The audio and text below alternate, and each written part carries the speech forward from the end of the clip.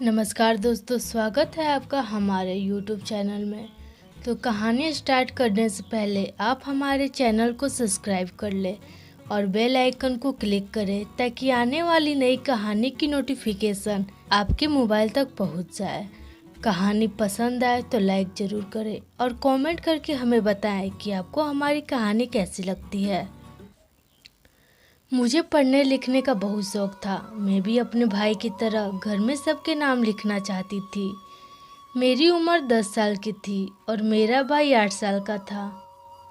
मेरा भाई स्कूल जाता था। मुझे स्कूल जाने का मन होता, पर माँ बोलती, बेटिया स्कूल नहीं जाती, तुम मेरे साथ रहकर घर का काम सीखो। ससुराल जाओगी तो कोई तुम्हारी पढ़ाई नहीं बल्कि घर का काम आता है या नहीं, यही सब देखते हैं। मुझे थोड़ा सा भी पढ़ने लिखने नहीं आता था। मुझे तो अपना नाम भी लिखने नहीं आता था। लेकिन मेरी माँ ने मुझे घर के सारे काम सिखा दिए थे। मेरा छोटा भाई घर के सारे परिवार के नाम लिखता। सारे लोग उसकी बहुत तारीफ करते। मैं सिर्फ एक कोने में खड़े होकर देखते रहती। पर हमारे घर में लड़कियां पढ़ लिख नहीं सकती थी।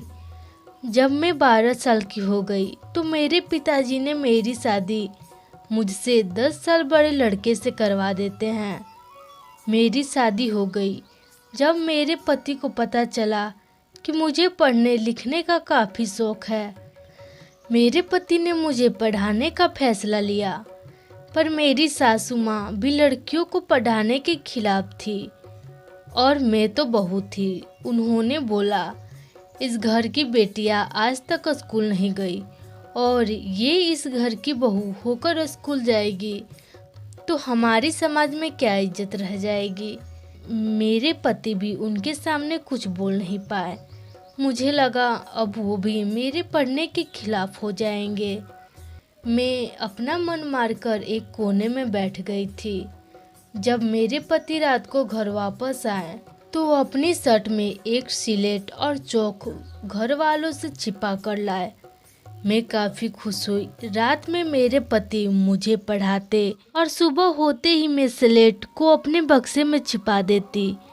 जो मेरे पति मुझे रात में पढ़ाते, मैं वही सब मिट्टी के चूल्हे पर खाना बनाते बनाते पढ़ने का प्रयास करती और खाना बनाकर चूल्हे के पास मिट्टी से लीप देती ताकि मेरी सासू माँ देख ना ले।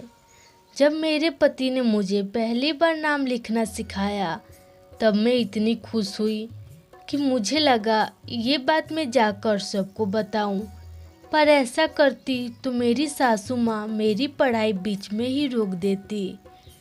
ऐसे में 5 साल तक छिपकर पढ़ाई करती रही। एक बार गांव में आंगनबाड़ी की वैकेंसी आई। मेरे पति ने मेरा भी नाम दिया। मैं परीक्षा में पास हो गई और मैं आंगनबाड़ी में पढ़ाने लगी। मैं सुबह जल्दी जल्दी घर का काम करके आंगनबाड़ी में पढ़ाने चली जाती। अब मैं मेरी जैसी और भी महिलाओं को पढ़ाने का मतलब समझाती। मैं बाकी महिलाओं के लिए प्रेरणा बन के उज्जवल हूँ। सबको बताती हूँ कि पढ़ाई की कोई उम्र नहीं होती और कोशिश करने वालों की कभी हार नहीं होती।